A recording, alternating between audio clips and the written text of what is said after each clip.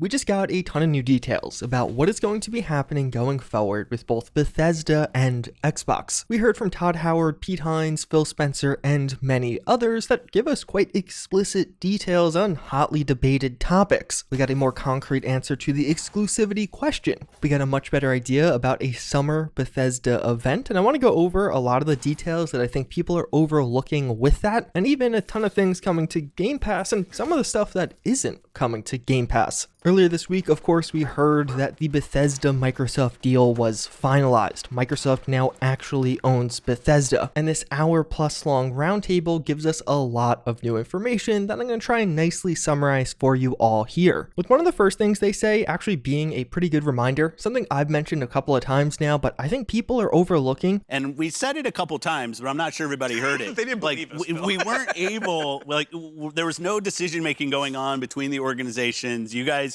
have been running as Bethesda for all this time. Which, like you said, seems like it's been a long time. We've been running as Xbox, so now we can actually start to sit down and really build our plans together. And that I can't. Yeah, this is day awesome. one. I mean, yeah. And although they do explicitly say that day one stuff or how this marks day one of working together, as we'll hear later in this call, it seems like on some things, they absolutely have been working together already. But then one of the first things Todd Howard says to me is actually kind of exciting or interesting. He talks a bit about what motivated this partnership or deal between Bethesda and Xbox to actually happen. And when we sort of thought about what the future would bring, the games that we want to create, you know, Phil is someone I'm always calling and bouncing things off of.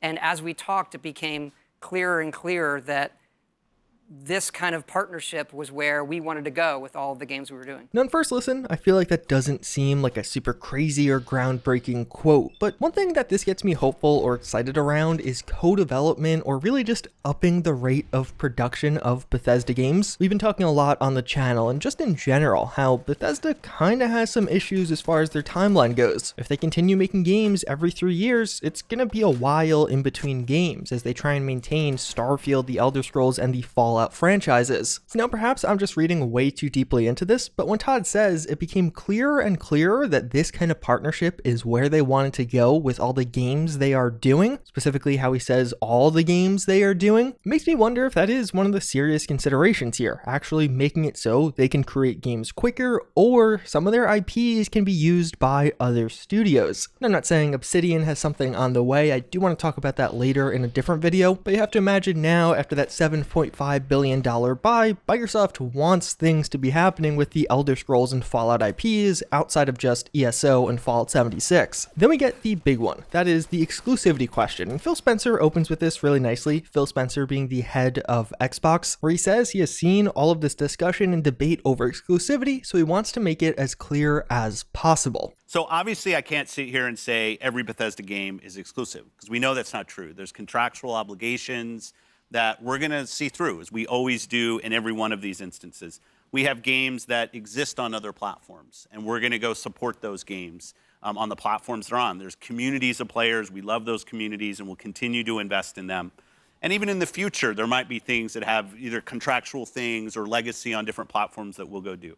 But if we're an Xbox customer, the thing I want you to know is this is about delivering great exclusive games for you that ship on platforms where Game Pass exists. Now, funny enough, that is still a somewhat not clear statement. There's still some degree of interpretation, but to me, what this means is if there's an existing contractual obligation, like with, let's say, Deathloop and Ghostwire Tokyo, two games that are going to be PlayStation exclusives at launch, that contractual obligation will continue to exist. It also could be for games you don't know much about, like maybe this Indiana Jones game will in fact be multi-platform because that's a deal they made with LucasArts when they actually got the licensing for that game. But to me, I think that things like Starfield, the Elder Scrolls 6, and perhaps even an eventual Fallout 5 will be Xbox/PC exclusives unless Game Pass goes to other places. I think the way he says this, that future Xbox titles will in fact be available on Game Pass supported platforms, is a very specific wording. Like, I wouldn't be shocked if behind the scenes Microsoft is trying to get Sony and PlayStation to allow Game Pass on their platform, and this could be a huge point of leverage. coverage. Like Sony, if you accept Game Pass, will allow you to have Starfield on your platform via Game Pass, or perhaps available to purchase, but also you can get it for Game Pass, which is going to be a much better deal. So I think in the near future, it'll definitely be concrete exclusivity, Xbox and PC exclusives for upcoming titles, unless there again are those other contractual agreements. But maybe if something crazy happens with Game Pass and PlayStation, we could see a change to that. And of course, the likes of ESO and Fallout 76 will still receive updates on both platforms. I think that is also clear. It's not like Fallout 76 is getting pulled from PlayStation anytime soon. There's been some discussion that perhaps Starfield also has some kind of deal with PlayStation already, so it will be on both platforms. But we heard last year how PlayStation CEO also wanted to know if the Elder Scrolls 6 and Starfield would be on PS5. So I imagine if there was an existing deal, the CEO of PlayStation would have known about it and wouldn't have said that. Then we also do have 20 Bethesda games that are going to be in Game Pass. Some of these in there already. It seems like about 17 new games are coming, and this is all happening tomorrow. It's a great list. If you're not already a Game Pass subscriber, this is a lot of good content to play. Even though some of these games are older, if you missed out on the likes of Prey or Dishonored, they are really solid games. A couple of interesting observations though. New Vegas is included, but only for consoles. So if you're a PC player, it does not seem like New Vegas will be available via the PC Game Pass. You can get it relatively cheaply on Steam, so it's not the end of the world, but just something interesting. It doesn't seem like ESO will have its expansions included in this based on the description given. And Fallout 3 wasn't included, despite the fact that Fallout 3 was actually in Game Pass in the past. I would have expected it to make a return with another console exclusivity for the time being at least, but yeah, for one reason or another, Fallout 3 isn't in Game Pass yet. I imagine this is just that first immediate pass and we could see further news or further additions in the future. Something else that could go along with that is they also somewhat let it slip that some of these games are getting upgrades or updates, and so much in the form of new content, but Todd praises backwards compatibility technology and mentions how there's going to be the ability to run Oblivion at 4K, while Aaron Greenberg from Xbox mentions how there are a number of titles getting FPS boosts. Oblivion is likely one of them, considering he said that right after Todd said running it in 4K. Two of the other obvious choices seem like Fallout 4 and Skyrim Special Edition having higher FPS caps on the next gen of consoles for those games. Although those remarks definitely make it seem like remakes are still a ways away or not happening anytime soon. Todd Howard has said in the past he doesn't really have a ton of interest in remasters or remakes because backwards compatibility tech is so advanced.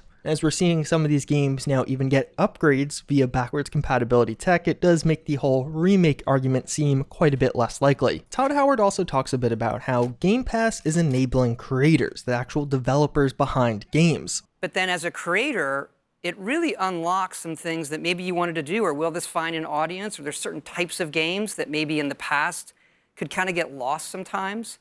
And having that kind of avenue to make a game and release a game opens up so many things, a lot of things that our company and all our studios, they really, really love to do. From the creator side, it's also just, awesome. And here it really feels like he is emphasizing how Game Pass lowers that barrier to entry with games. I'm sure a lot of you watching right now are already subscribed, or maybe you'll be subscribing shortly with all these new Bethesda titles getting added. And with so many subscribers already, it's very easy to just try out new stuff as it's added, even though you probably wouldn't have bought that game otherwise. Todd's talked about this in the past, how almost this lowering of the barrier to entry allows them to take more risks or allows for more experimentation in a way. And considering he's brought this up several times now when talking about Xbox and Bethesda, it does make me wonder if this will apply to Bethesda game studios specifically. Is he just talking broadly about the cool parts of Game Pass? Is that just his default talking point? Or perhaps could Bethesda have something weird, odd, or a little bit out of their typical wheelhouse that could be using the system and Game Pass coming at some point in the future? I don't have any concrete ideas or theories as to what this is. I'm just kind of throwing it out there into the world and seeing what you guys say back. But it is interesting how he keeps bringing up this point, and of course, over the past 5 years, we've seen Bethesda grow a lot. There definitely could be a couple of smaller teams working on something different. Todd Howard talks a bit about Fallout 76 and its problems. 76, while you mention it, is something where it's another sort of point in my mind with our relationship where when that game launched, the litany of issues we had, and we let a lot of people down, and well, there was very little we didn't screw up, honestly. And one of the people that I called was Phil. And I said, hey, there's so many things we're dealing with. What advice do you have? And he put me in touch with some people at Xbox who were able to look at all of the games in the system and what was important and what wasn't important to the other games that made it for the long haul.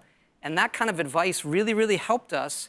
And now, seeing 76 be one of the most played games on Xbox, we're just, incredibly fortunate to be there. It feels like as time's gone on, he's become just more and more open and willing to admit the game was kind of disaster. Like I started with, okay, it had a few issues to, it had a lot of issues to, now very little, we didn't screw up with that game. But it is interesting to hear how Xbox actually helped them with fixing that to some degree. And although many people might doubt that remark how Fallout 76 is one of the most played games on Xbox, it's actually true. It's not in the top 10, but it is the 33rd most played game on Xbox overall right now, above the likes of Battlefield, Fallout 4, Cyberpunk 2077. There are a lot of serious games that have less players than Fallout 76 right now. It's really not doing that bad on Xbox specifically. Then we get into some of the talk from the marketing people represented here. We have the VP of marketing at Bethesda, as well as the head of marketing at Xbox. And some of the quotes these two bring up when kind of referring or talking about each other and working together are pretty interesting. Having the opportunity to work with you, Aaron, over the last few months and planning,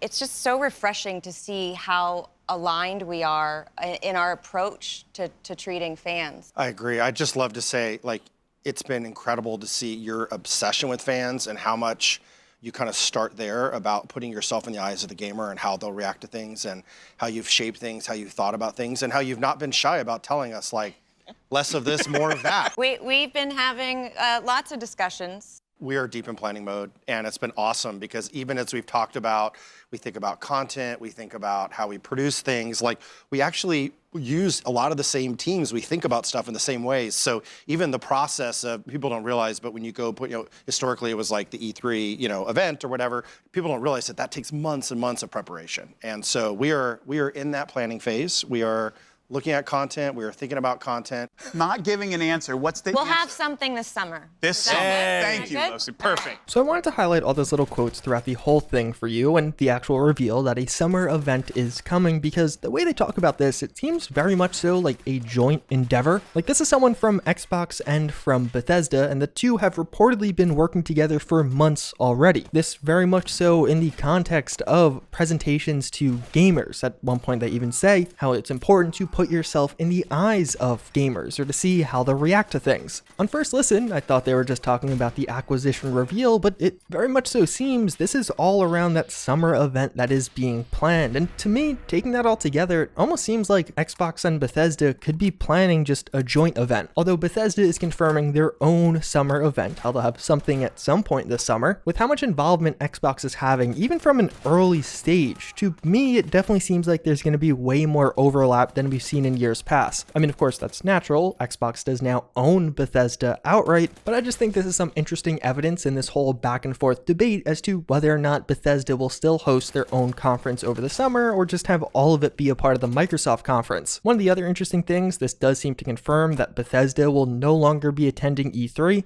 Okay, you heard it from Lucy. You're going to hear it this summer.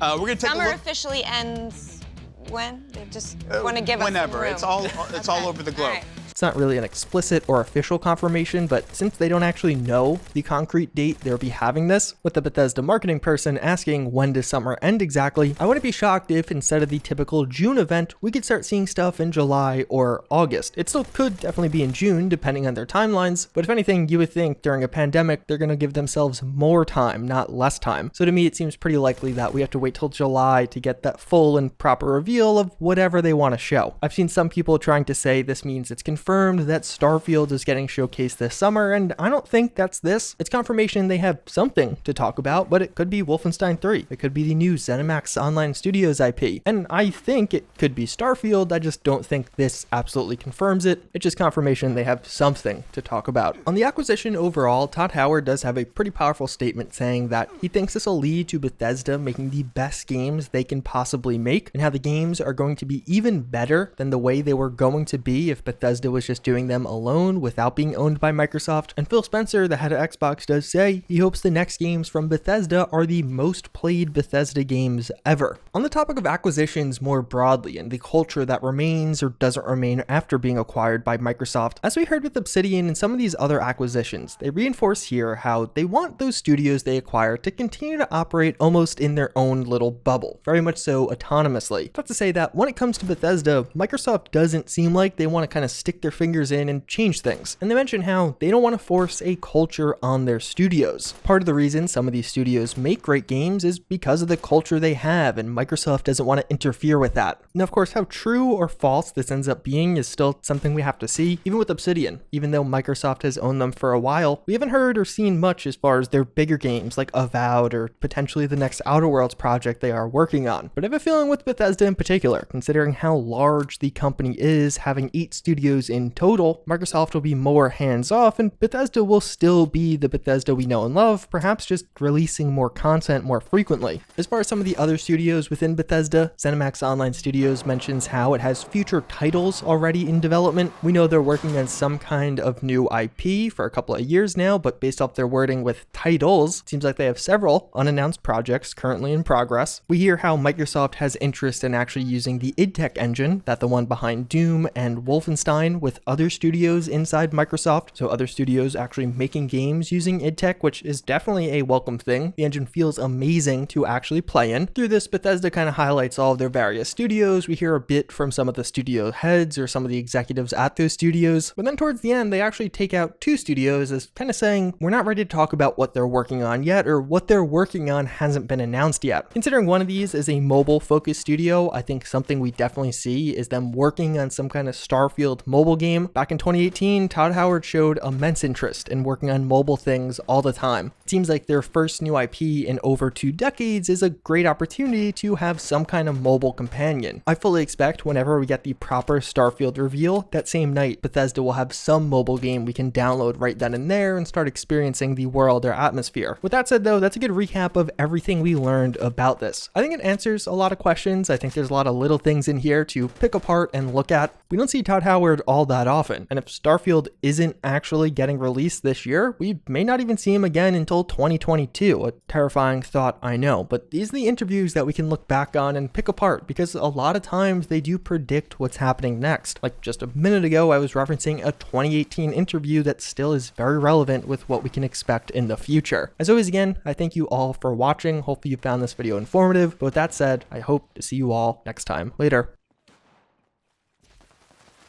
And that little light means I've got one calibrated signal.